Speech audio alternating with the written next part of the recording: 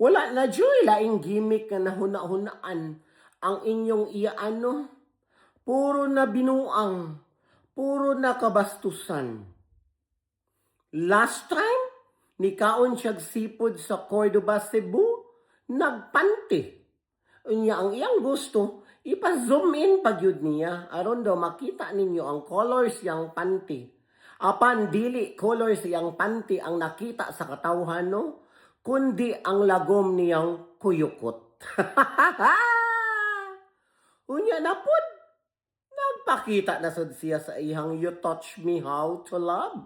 Ang iyang You Touch Me How to Love nga nagtaas ng kay diri no, mura man siya kamuti o mura siya mapa sa Cebu nga na formang kamuti. Kini ana man diri, imbis diri rato ana.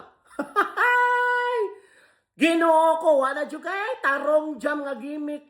Pag gimmick mo daw tinarong jam para nga makuha sad nimo ang simpatiya sa tanang tao. Nagsigi ka dalag pang bash labi na kay BP Inday Sara Duterte. Uy, ako man ang gimmick na po ka na imong mga panty o ka na imong tutoy.